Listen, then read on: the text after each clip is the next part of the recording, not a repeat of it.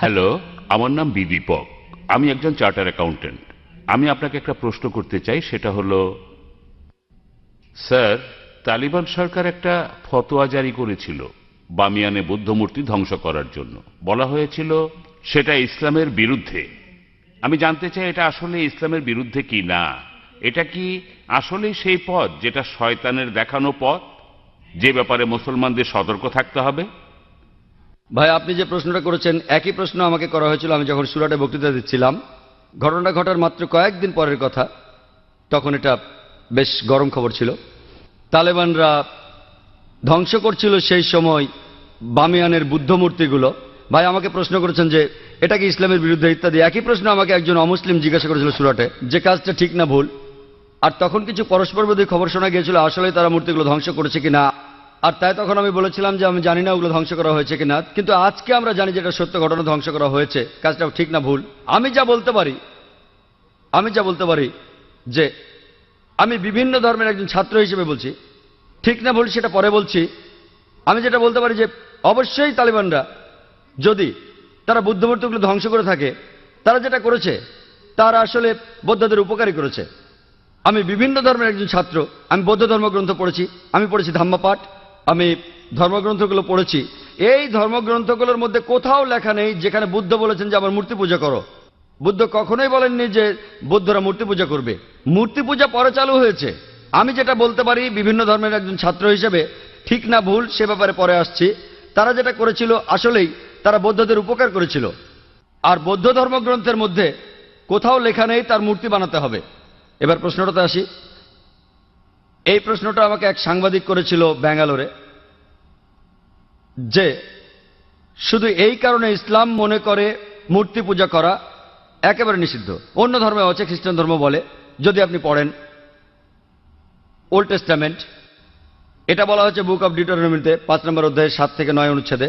এছাড়াও book of এক্সোডাসে 20 নম্বর অধ্যায়ে 3 থেকে 5 নম্বর অনুচ্ছেদে বলা হয়েছে আমাকে ছাড়া অন্য কারো উপাসনা করো না, আমার উপাসনা করতে কোনো প্রতিমা তৈরি করো না, আমার কোনো রূপক তৈরি করো না উপরের স্বর্গ নিচের পৃথিবী অথবা পৃথিবীর নিচের সমুদ্র থেকে।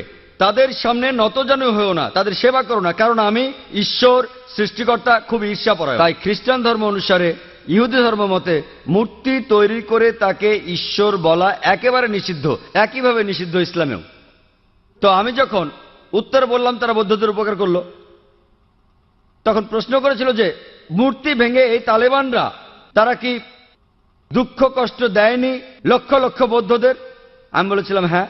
তাহলে ইসলামকে অনুমতি দেয় লক্ষ লক্ষ বৌদ্ধদের দুঃখ কষ্ট দেওয়ার? আমি সেই সাংবাদিককে প্রশ্ন করেছিলাম কি করা যাবে যদি ইন্ডিয়ান সরকার ধরে ফেলে বেশ কিছু ড্রাগস, কোকেন, ব্রাউন সুগার, যার দাম 10 কোটি টাকা, প্রায় $1.5 মিলিয়ন দামের ড্রাগস ধরল, তারা কি করবে ইন্ডিয়ান সরকার? সেই সাংবাদিক বললেন যে ইন্ডিয়ান সরকার সেটা পুড়িয়ে ফেলবে। আমি বললাম ভালো। তারপর বললাম আপনি কি জানেন এই পৃথিবীতে লক্ষ লক্ষ মানুষের কাছে ড্রাগস ঈশ্বর? তাহলে আপনি কি ইন্ডিয়ান সরকারের সাথে একমত হবেন না, তাদের বিপক্ষে যাবেন যে তারা ধ্বংস করেছে লক্ষ লক্ষ মাদক সেবীদের ঈশ্বরকে? কারণ ইন্ডিয়ান সরকার মনে করে যে ড্রাগস ক্ষতি করে শরীরের জন্য, তারা যা করছে ঠিক করছে, যদিও সেটা কষ্ট দিচ্ছে লক্ষ লক্ষ ড্রাগ অ্যাডিক্টেডদের, কিন্তু এটা ঠিক না জেনেই তারা পুড়িয়ে ফেলছে। আপনি সেখানে গিয়ে ইন্ডিয়ান সরকারকে বলতে পারেন না যে কেন ড্রাগস পড়াচ্ছেন, অ্যাডিক্টেডদের খারাপ লাগবে। তাই একইভাবে আফগানিস্তান, সেখানকার সরকার, এটা তাদের সম্পত্তি, ওই মূর্তিগুলো তাদের সম্পত্তি। যদি তারা এই কাজ করতো অন্য কোনো দেশে তাহলে আপত্তি জানাতে পারতেন। তারা তাদের দেশে এটা করেছে, এটা তাদের সম্পত্তি, তাদের পছন্দ হলে তারা রাখবে, ইচ্ছে হলে ধ্বংস করে ফেলবে। আমরা আপত্তি জানানোর কে?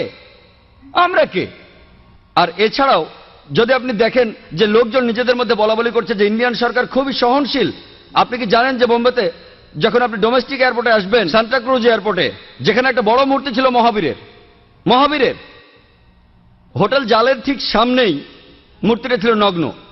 তারপর লোকজন আপত্তি জানালো, তখন মূর্তিটার সামনে একটা দেয়াল তুলে দেয়া হলো। তারপর কয়েক মাস পরে তারা সরিয়ে ফেলল মূর্তিটা। এই একই লোকগুলি যারা আপত্তি জানালো মূর্তির ব্যাপারে, সেই লোকগুলো নিন্দা জানাচ্ছে আফগানিস্তানকে। কেন? একই লোকগুলো আপত্তি জানালো রাস্তার উপর একটা মূর্তির ব্যাপারে। দেখলেন? আপনি কি জানেন ইন্ডিয়াতে জৈন ধর্মের অনুসারীর সংখ্যা আফগানিস্তানের বৌদ্ধদের চেয়ে বেশি? তাই যখন বোম্বের সরকার সেই মূর্তিটাকে সরিয়ে ফেললো, যাকে মনে করা হয় ঈশ্বর, যাকে মনে করেন তীর্থঙ্কর জৈনরা। আর জৈন ধর্মের অনুসারীর সংখ্যা ইন্ডিয়াতে যারা আছে আফগানিস্তানের বৌদ্ধদের চেয়ে বেশি। সেই সময় কি আপত্তি তোলেনি? আর যখন আফগানিস্তান সরকার এটা করছে তখন আপনি আপত্তি জানাচ্ছেন কেন? এই দুই মুখ নীতি। কারণটা হচ্ছে ওয়ার্ল্ড ব্যাংক। জৈনরা কি দুঃখ পায়নি যখন জৈনরা একটা মূর্তি রাখলো মহাবীরের, যাকে তারা মনে করে তীর্থঙ্কর? আপনি কেন আপত্তি জানাবেন? ঠিক তখনই সবাই বলে উঠলো যে সরাতে হবে মূর্তিটা, সরাতে হবে মূর্তিটা। আর সেই লোকগুলো আপত্তি আর নিন্দা জানাচ্ছে কেন তোমরা ধ্বংস করলে বামিয়ানদের বুদ্ধ মূর্তিগুলো? দুমুখ নীতি। আর তাই আমাদের মানুষ হিসাবে নেওয়া উচিত একমুখ নীতি।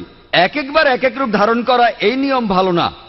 আমি যেটা মনে করি এটা তাদের সম্পত্তি। ধরেন একজন অমুসলিম একটা বাড়ি কিনলো, সেই ঘরের মধ্যে খোদাই করা আছে কাবা শরীফ।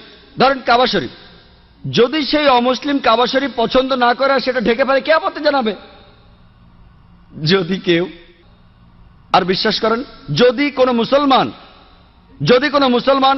যদি সে তৈরি করে কোন মূর্তি মোহাম্মদ সাল্লাল্লাহু আলাইহি সাল্লামের, আপনি যদি সেই মূর্তি ধ্বংস করেন, সারা বিশ্বের মুসলমান যদি আপনার বিপক্ষে থাকে, আমি ডাক্তার জাকির নায়েক আপনার পক্ষে থাকবো। কারণ মোহাম্মদ সাল্লাল্লাহু আলাইহি সাল্লামের মূর্তি তৈরি করা সম্পূর্ণ নিষেধ। যদি কোনো মুসলমান পাগল মোহাম্মদ সাল্লাল্লাহু আলাইহি সাল্লামের মূর্তি তৈরি করে এবং তার পুজো করে, আর আপনি একজন অমুসলিম যিনি ইসলাম সম্পর্কে জানেন, আপনি যদি সেই মূর্তি ধ্বংস করেন, যদি সারা বিশ্বের মুসলমান আপনার বিপক্ষে থাকে, আমি ডাক্তার জাকির নায়েক আপনার পক্ষে থাকবো।